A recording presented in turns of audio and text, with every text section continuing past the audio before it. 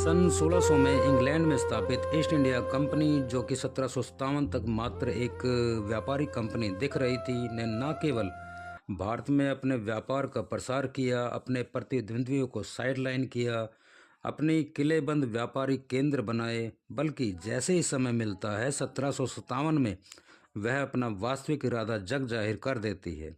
प्लासी की लड़ाई में सिराजुद्दौला की हार से कंपनी को एहसास हो चुका था कि अब उसका रास्ता कोई नहीं रोक पाएगा। सिराजुद्दौला, मीर जाफ़र और मीर कासिम के पतन के बाद 1765 में इलाहाबाद की संधि ने जैसे कंपनी के सपनों को हकीकत में बदल दिया।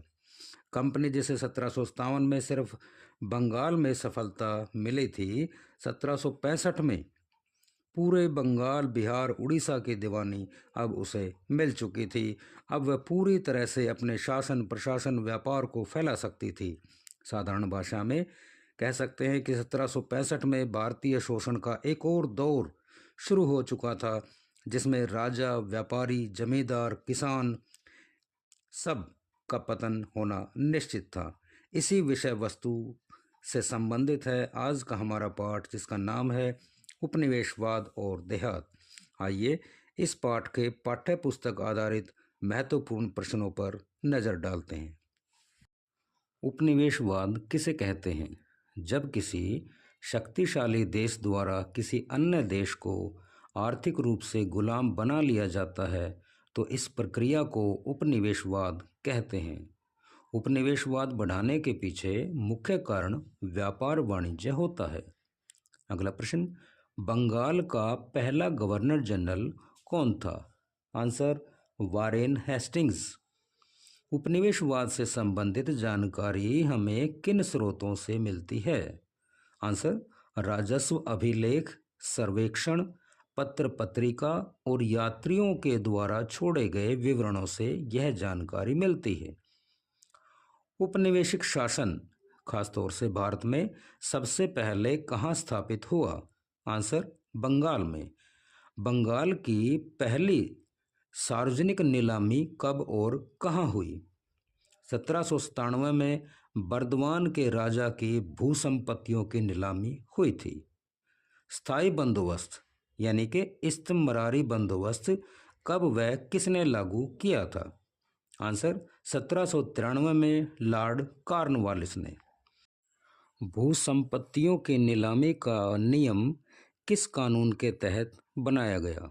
आंसर, स्थायी बंदोबस्त के तहत यह नियम बनाया गया। जो जमींदार निर्धारित तिथि तक अपना राजस्व जमा नहीं करते थे, उनकी संपत्तियां नीलाम कर दी जाती थी। अगला प्रश्न, स्थायी बंदोबस्त का मुख्य उद्देश्य क्या था? आंसर, इसका मुख्य उद्देश्य था कि कंपनी को नियमित राजस्व समय पर प्राप्त होता रहे। अगला प्रश्न, स्थायी बंदोबस्त से कितनी जमींदारियां हस्तांतरित की गई? लगभग 75% से ज़्यादा। अगला प्रश्न, स्थायी बंदोबस्त किसके साथ किया गया था? आंसर, बंगाल के स्थानीय राजाओं के साथ व तालुकेदारों के साथ यह बंदोबस्त किया गया था। नेक्स्ट, सूर्यास्त विधि क्या थी? प्यारे विद्यार्थियों, जब निश्चित तारीख को कोई जमींदार अपना पूरा भू राजस्व नहीं चुका पाता था, तो उसी दिन सूर्यास्त के बाद उसकी सारी संपत्तियां नीलाम कर दी जाती थी। बर्दवान की घटना इसका एक स्पष्ट उदाहरण पेश करती है।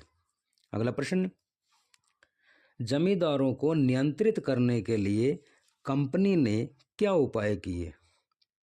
आंसर, जमींदारों की सैनिक टुकड़ियां भंग कर दी। नंबर 2, सीमा शुल्क इकट्ठा करने पर रोक लगा दी। नंबर 3, स्थानीय न्यायिक और पुलिसिया अधिकार छीन लिए। अगला प्रश्न, अमला कौन था? आंसर, जमींदारों द्वारा नियुक्त भू राजस्व इकट्ठा करने वाला अधिकारी अमला कहलाता था।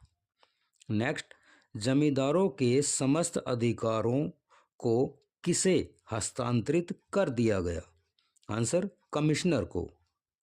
नेक्स्ट, फ्रांसिस बुकानन कौन था? पेशे से चिकित्सक था, जो लॉर्ड वेल्जली का शल्य चिकित्सक भी था। वह कंपनी की तरफ से सर्वेयर का कार्य करता था। नेक्स्ट क्वेश्चन, बंगाल के दिनाजपुर जिले का सर्वेक्षण किस अधिकारी ने किया? Answer, Francis Buchanan. Next question, जोतदार कौन थे? आंसर, बंगाल के गांव में धनी किसानों को जोतदार कहा जाता था। नेक्स्ट, जोतदारों की जमीन पर बुआई कौन करते थे? आंसर, बटाईदार। नेक्स्ट, बंगाल के गांव में मुखिया को किस नाम से जानते थे? हवलदार, गांटीदार और मंडल। नेक्स्ट, जमींदारों की गांव पर पकड़ कमजोर होने का मुख्य कारण क्या था? विद्यार्थियों, जमींदार प्राय शहरों में रहते थे, जिस कारण गांव से उनका सीधा संपर्क नहीं था। इस कारण उनकी गांव पर पकड़ लगातार कमजोर होती चली गई। अगला प्रश्न, जमींदार अपनी जमींदारियां कैसे बचाते थे, या यूं कहें नीलामी से बचने के लिए जमींदारों ने क्या तरीके निकाले थे? आंसर, नंबर 1, जमींदारी का कुछ हिस्सा ये लोग महिला सदस्य के नाम कर देते थे। दूसरा, अपने ही एजेंटों के जरिए कम बोली लगाकर नीलामी छुड़ा लेते थे। तीसरा, नीलामी के समय अधिक बोली लगाकर बाद में निश्चित रकम अदा न करते थे। ऐसे में जमींदारी पहले वाले जमींदार के पास ही रह जाती थी। नेक्स्ट पॉइंट, कई बार जमींदार लठैतों के दम पर नए जमींदारों के पैर टिकने नहीं देते थे। अगला प्रश्न, रैयत अपनी जमीन किन को ठेके पर देते थे? शिकमी रैयतों को। अगला प्रश्न, पांचवी रिपोर्ट किस से संबंधित थी? आंसर, ईस्ट इंडिया कंपनी के एकाधिकार और कंपनी के गिरते भू राजस्व के बारे में यह रिपोर्ट थी। पहाड़िया लोगों को यह नाम क्यों दिया गया? आंसर, राजमहल की पहाड़ी के इर्द गिर्द रहने के कारण इन लोगों को पहाड़िया नाम दिया गया। पहाड़िया लोग कैसी खेती करते थे? आंसर, झूम की खेती, यानी कि स्थानांतरित कृषि। राजमहल की पहाड़ियाँ कहाँ स्थित हैं? झारखंड में। पहाड़िया लोगों की आय के मुख्य साधन क्या थे? प्यारे विद्यार्थियों, मुख्यतः ये लोग रेशम का कोया, राल और काठ कोयला बेचते थे।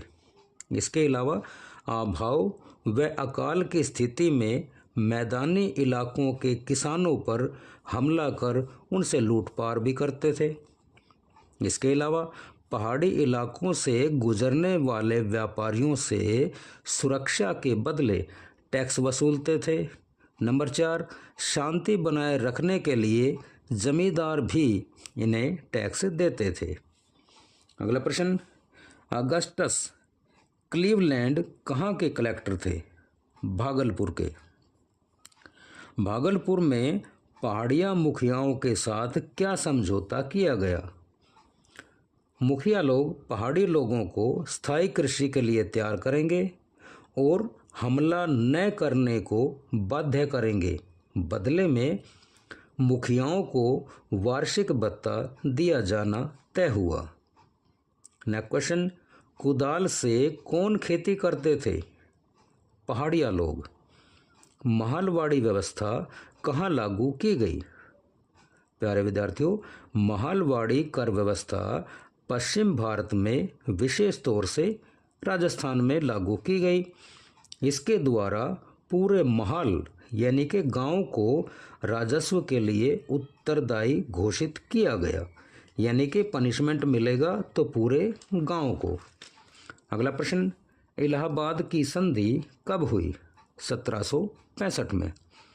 इस संधि के द्वारा कंपनी को किन राज्यों की दीवानी प्राप्त हुई? बंगाल, बिहार और उड़ीसा की। नेक्स्ट, बंगाल, बिहार, उड़ीसा में कौन सी भू राजस्व व्यवस्था लागू की गई? इस्तमरारी बंदोबस्त यानी कि स्थायी बंदोबस्त। कंपनी सरकार कुल ने कंपनी सरकार ने कुल कितने भू राजस्व कानून लागू किए? 3 राजस्व कानून लागू किए। नंबर 1 स्थायी बंदोबस्त, नंबर 2 रैयतवाड़ी और नंबर 3 महलवाड़ी। अगला प्रश्न, चावल और कपास बड़े पैमाने पर कौन उगाते थे? संथाल लोग। दामिन एकोह किन की भूमि घोषित की गई? संथालों की। हल और कुदाल के बीच लड़ाई से आपका क्या अर्थ है? विद्यार्थियों, संथाल और पहाड़िया लोगों के बीच यह संघर्ष था, क्योंकि संथाल लोग हल का प्रयोग करते थे और पहाड़िया लोग कुदाल का प्रयोग करते थे। अगला प्रश्न, पहाड़िया और संथालों के बीच संघर्ष का मुख्य कारण क्या था? संथालों द्वारा पहाड़िया लोगों के क्षेत्रों का अतिक्रमण करना, जिसके कारण पहाड़िया लोगों के जीवन पर संकट आन पड़ा था। नेक्स्ट, गंजूरिया की पहाड़ियाँ कहाँ स्थित हैं? आंसर, राजमहल की पहाड़ियों में। दीकू कौन थे? संथाल लोग साहूकारों को दीकू यानी कि बाहरी लोग कहते थे। संथाल विद्रोह के मुख्य नेता कौन थे? सिद्धू और कान्हू। 1875 में दक्कन विद्रोह की शुरुआत कहाँ हुई? पुणे के एक कस्बे सूपा में, जो कि एक विपणन केंद्र यानी कि मंडी था।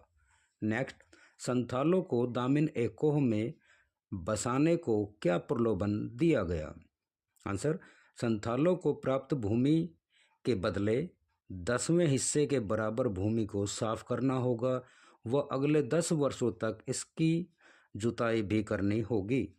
संथालों को यह फायदे का सौदा लगा, जिसके चलते मात्र 1838 से 51 यानी कि 13 वर्षों में संथालों की संख्या में 27 गुना वृद्धि हो गई। नेक्स्ट क्वेश्चन, संथाल परगना क्षेत्र किस भूमि में बनाया गया? आंसर, 1855 में संथाल विद्रोह को शांत करने के लिए संथालों के लिए नया क्षेत्र संथाल परगना क्षेत्र बनाया गया। इसके लिए भागलपुर और वीरभूम का 5500 वर्ग मील का इलाका आवंटित किया गया। नेक्स्ट, बुकानन ने राजमहल की पहाड़ियों में कैसी खेती की संभावना पर जोर दिया? आंसर, टसर, जो कि रेशम की एक किस्म है, और लाख की खेती की संभावना पर जोर दिया।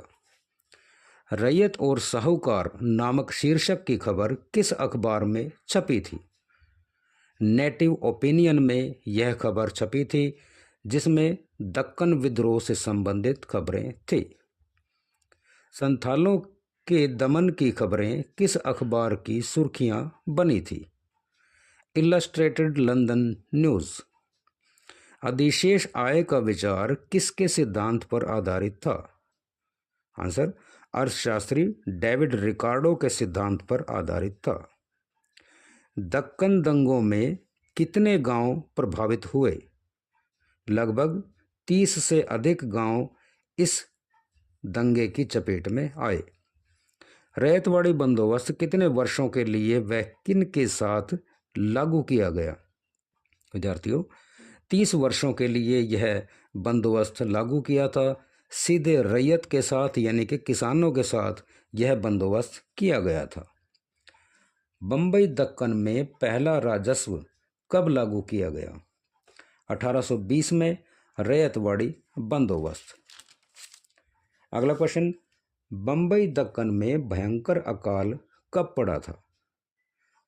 बम्बई दक्कन में यह भयंकर अकाल 1832 से 34 में पड़ा, जिसमें लगभग 33% पशुधन और लगभग 50% मानव जनसंख्या समाप्त हो गई।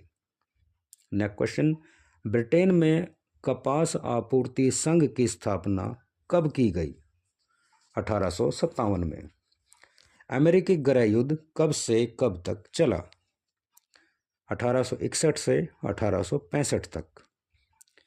मैनचेस्टर कॉटन कंपनी का मुख्य उद्देश्य क्या था? दुनिया के हर भाग में कपास उत्पादन को प्रोत्साहित करना ताकि उनकी कंपनी को समय पर कपास उपलब्ध हो सके।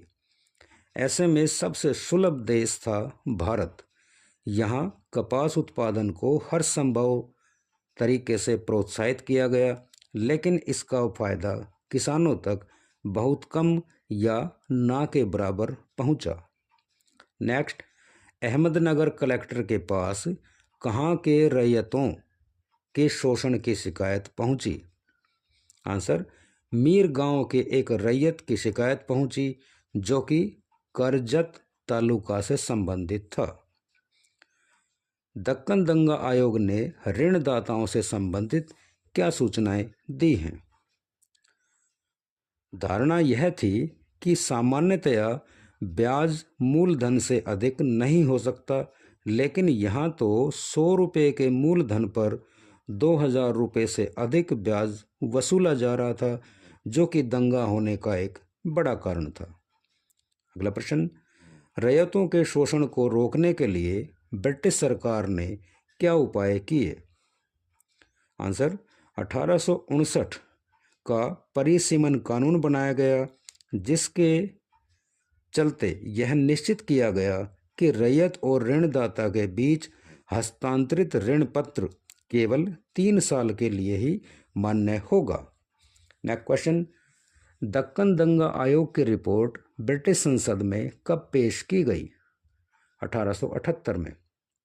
नेक्स्ट, दक्कन दंगा आयोग ने किसानों के विद्रोह का मुख्य कारण क्या बताया? आंसर, आयोग ने विद्रोह का मुख्य कारण ऋणदाताओं और साहूकारों को बताया, जो कि हर नियम से परे जाकर किसानों से अधिक ब्याज वसूलते जा रहे थे। दक्कन दंगा आयोग का गठन क्यों किया गया? आंसर, बम्बई प्रांत में फैले विध्वंसक विद्रोह के कारणों को जानना और उनका समाधान करने के लिए यह आयोग गठित किया गया। इसके साथ साथ ब्रिटिश शासन को इसके उत्तरदायित्व से मुक्त करना भी इस आयोग का उद्देश्य रहा।